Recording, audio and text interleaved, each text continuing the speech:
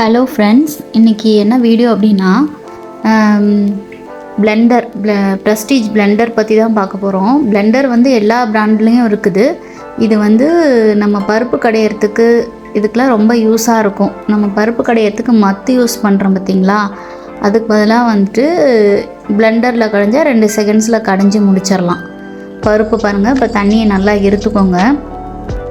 பருப்பெல்லாம் தண்ணி நல்லா இருத்துட்டு தக்காளி இதெல்லாம் இருக்குது இல்லைங்களா, அதில் வந்து சாம்பார் பொடி, மிளகா பொடி, உப்பு இதெல்லாம் போட்டுட்டு பருப்பு கடையிறதுக்கு வந்து இந்த பிளெண்டரை யூஸ் பண்ணி கடைஞ்சிக்கலாம்.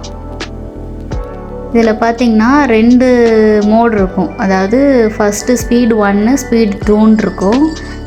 லைட்டாக கடையணும் அப்படின்னா ஸ்பீடு 1 ப்ரெஸ் பண்ணி கடைஞ்சிக்கலாம். இன்னும் கொஞ்சம் ஃபாஸ்ட்டாக கடையணும் அப்படின்னா ஸ்பீட் 2 ப்ரெஸ் பண்ணிக்கலாம். ஒரு 3 பல்ஸ் தான், அதுக்குள்ளே நல்லா கடைஞ்சிரும். நம்ம கடையிறத பொறுத்து தான் அது கடையும். நல்லா ப்ரெஸ் பண்ணி 2-3 டைமு ப்ரெஸ் பண்ணிட்டோம் அப்படின்னா வந்துட்டு ரொம்ப நைஸாக கடைஞ்சிரும். நமக்கு ரொம்ப நைஸாக வேண்டாம், நார்மலாக கோர்ஸாக இருந்தால் போதும் அப்படின்னா அது நம்ம தான் அந்த லெவலை அட்ஜஸ்ட் பண்ணி கடைஞ்சிக்கணும். நமக்கு பார்த்தாவே தெரியும் எந்த அளவுக்கு கடைஞ்சிருக்கு அப்படின்ட்டு. இது வந்து எல்லா பிராண்ட்லேயுமே கிடைக்குது. நான் வந்து 5 இயர்ஸ்க்கு மேலேயும் இது வந்து யூஸ் பண்ணிகிட்ருக்கேன். இன்னும் நல்லா தான் இருக்குது. ப்ரெஸ்டீஜ் பிளெண்டர் இது. அப்போ வந்து 1700க்கு வாங்கியிருந்தேன். இப்போ இது எவ்வளோ ப்ரைஸ் என்னன்னு தெரியல.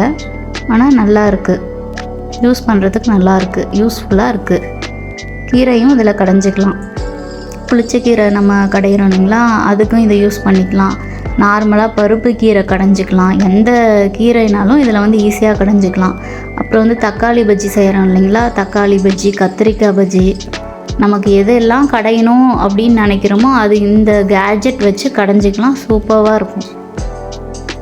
கடையிறது, மசிக்கிறது. இப்போ வந்து நம்ம சப்பாத்திக்கு வந்து உருளைக்கிழங்கு மசாலா செய்வோம். அதுக்கு வந்து பார்த்திங்கன்னா நம்ம கடலை மாவை வந்து கரைச்சி ஊற்றினா தான் நமக்கு அந்த கன்சிஸ்டன்சி வந்து ஸ்மூத்தாக வரும்.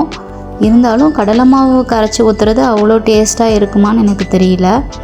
பட் வந்து இந்த பிளெண்டரை வச்சுட்டு நம்ம வந்து இந்த உருளைக்கிழங்கு மசாலா செய்யும்போது அது கொஞ்சம் வெந்த பின்னாடி இந்த பிளெண்டரை வச்சு மசிச்சு விட்டோம்னா அவ்வளோ அருமையாக டேஸ்டியாக இருக்கும்.